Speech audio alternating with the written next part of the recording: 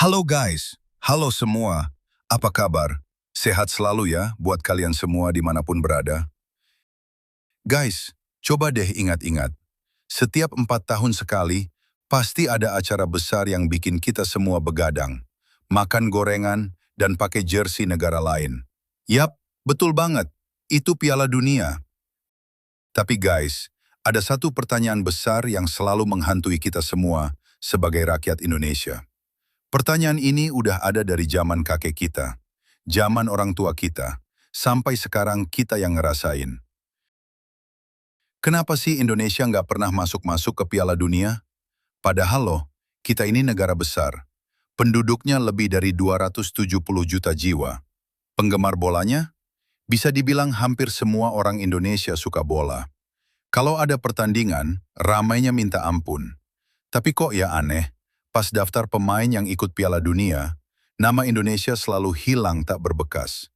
Di video kali ini, kita bakal bedah tuntas sampai ke akar-akarnya. Kita bahas sejarahnya, kita bahas kesalahannya, kita bahas masalahnya, sampai ke harapan masa depannya.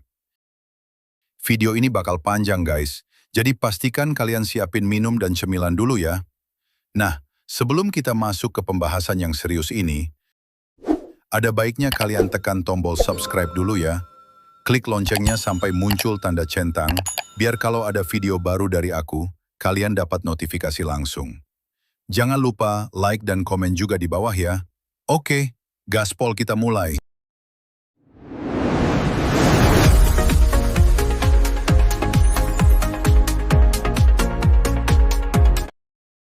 Masa kemasan dan kesempatan yang hilang. Jadi guys, tahu nggak sih, sepak bola Indonesia itu sebenarnya udah tua banget. Dan dulunya, kita itu juara loh di Asia Tenggara. Indonesia dulu itu dijuluki Macan Asia. Iya bener, bukan Macan Kemayoran ya, tapi Macan Asia. Dulu tahun 50-an sampai 70-an, kita itu takutannya Malaysia, Thailand, sampai Vietnam. Kita sering juara pesta olahraga Asia Tenggara atau SEA Games. Bahkan tahu nggak, kita itu salah satu pendiri FIFA loh. Tahun 1928, waktu itu masih namanya NIFU, kita udah gabung. Jadi sejarah kita itu panjang banget. Nah, yang paling bikin nyesek itu kejadian tahun 1950. Bayangin guys, tahun 1950 itu Piala Dunia di Brazil. Dan Indonesia itu terdaftar sebagai pesertanya. Wah, gila kan? Berarti udah hampir 70 tahun yang lalu, kita sebenarnya udah punya tiketnya. Tapi apa yang terjadi? Sayang sekali, kita mundur atau withdraw. Alasannya karena politik waktu itu.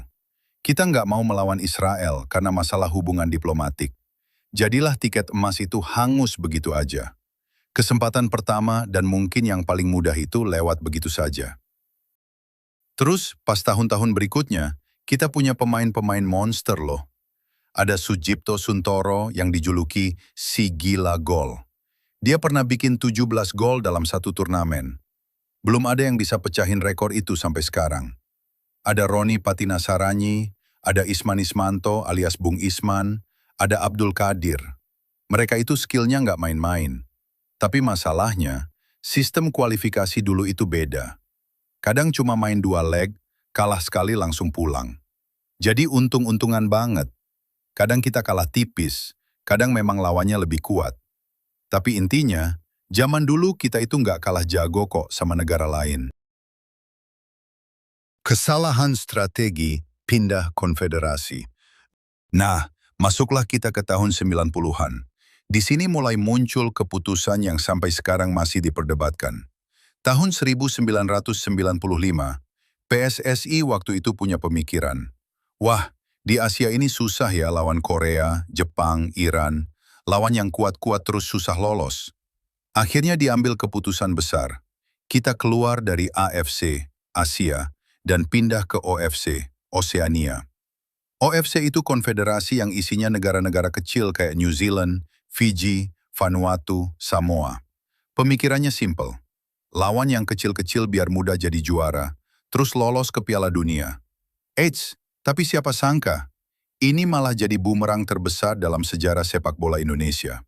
Kenapa? Karena walaupun lawannya kecil, kita malah sering gagal total. Pernah tuh kita kalah sama Fiji, kalah sama Solomon Islands. Gengsi dong guys, negara sebesar Indonesia kalah sama negara yang mungkin penduduknya cuma segini doang. Dan yang paling parah, karena kita sering pindah-pindah, posisi kita jadi kayak anak tiri.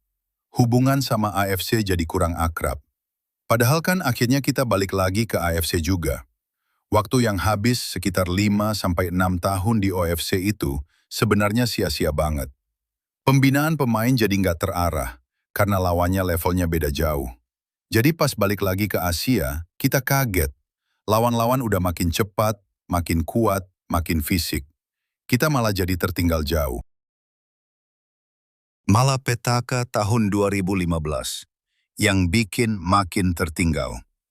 Nah, ini nih bagian yang paling menyedihkan dan jadi penyebab utama kita sekarang susah banget ngejar ketertinggalan. Tahun 2015, terjadi konflik besar antara PSSI dengan pemerintah, Kemenpora. Masalahnya soal regulasi dan hukum di Indonesia.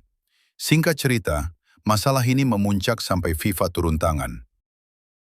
Dan hasilnya, dunia guncang.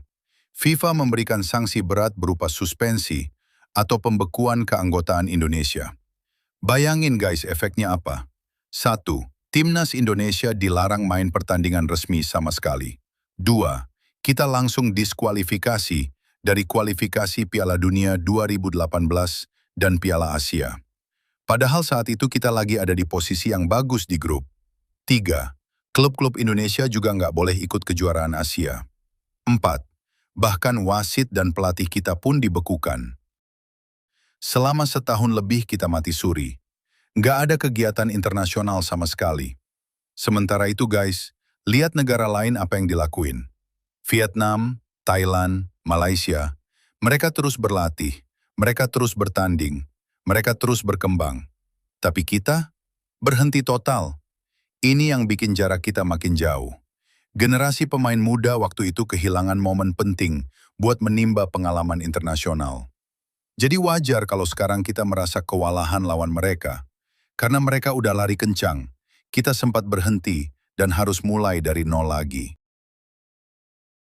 Factor lain, lapangan, mental, dan sistem. Selain masalah administrasi dan politik tadi, ada faktor lain yang nggak kalah penting guys. Pertama, infrastruktur. Coba deh lihat Jepang atau Korea Selatan. Di setiap desa pasti ada lapangan bola standar. Di Indonesia, banyak lapangan bola yang malah dijual, diganti jadi mall, perumahan, atau kondisinya becek-becek gak karuan. Gimana mau lahir pemain bintang kalau tempat latihannya aja susah dicari? Banyak anak muda berbakat tapi nggak punya fasilitas yang mendukung. Kedua, liga yang kurang stabil. Dulu kita pernah punya Liga Indonesia yang keren, penonton penuh.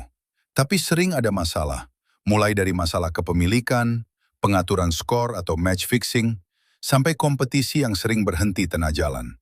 Padahal liga yang sehat itu kuncinya. Pemain jadi jago itu karena sering main, bukan cuma latihan. Ketiga, persaingan Asia yang mengerikan. Dulu mungkin kita setara, tapi sekarang, lihat deh Jepang, mereka mainnya kayak Eropa. Arab Saudi sekarang banyak pemain bintang dunia di liganya. Australia fisiknya keras. Jadi buat bisa lolos, kita harus bisa ngalahin tim-tim level elit itu. Itu butuh proses yang nggak sebentar. Masa depan dan harapan bagus. Tapi guys, jangan sedih dan jangan pesimis dulu ya. Sekarang kan zamannya sudah berubah. Kita lihat perkembangan 3-4 tahun terakhir ini luar biasa banget. Kita punya pelatih Shin Tae-yong yang konsisten membina tim dari level U16 sampai senior. Terus ada program naturalisasi. Ini jadi perdebatan sih. Ada yang setuju, ada yang enggak. Tapi tujuannya cuma satu. Mempercepat kualitas tim biar kita bisa bersaing sekarang juga. Bukan 10 tahun lagi. Kita lihat kayak Tom Haye, Kelvin Verdong, Ragnar Oratmangon, dan yang lainnya. Mereka bawa semangat baru. Mental pemain kita sekarang juga beda. Dulu mungkin kalau lawan tim kuat, mentalnya sudah ciut duluan. Sekarang, Lawan Argentina aja kita berani. Walaupun kalah, tapi gayanya udah beda. Jadi kesimpulannya, Indonesia belum masuk Piala Dunia karena 1. Kesempatan emas tahun 1950 dilewatkan. 2. Salah strategi pindah ke OFC yang buang-buang waktu. 3. Bencana besar suspensi FIFA 2015 yang bikin kita mandek. 4. Infrastruktur dan sistem yang masih diperbaiki. Tapi percaya deh, mimpi itu nggak salah. Selama kita terus berbenah, memperbaiki sistem dari bawah, mendukung pemain, suatu hari nanti pasti Indonesia bakal main di Piala Dunia. Mungkin bukan tahun ini, mungkin bukan 4 tahun lagi, tapi pasti akan kesampaian. Oke guys, itu dia pembahasan panjang lebar kita hari ini. Semoga bisa menjawab rasa penasaran kalian ya, kenapa sampai sekarang Timnas belum nendang di Piala Dunia. Terima kasih sudah menonton sampai habis. Kalau kalian setuju dan bangga sama Timnas, komen "Semangat Timnas" di bawah ya. Jangan lupa dukung channel ini dengan subscribe, like, dan share ke teman-teman kalian, biar makin banyak yang tahu sejarah ini.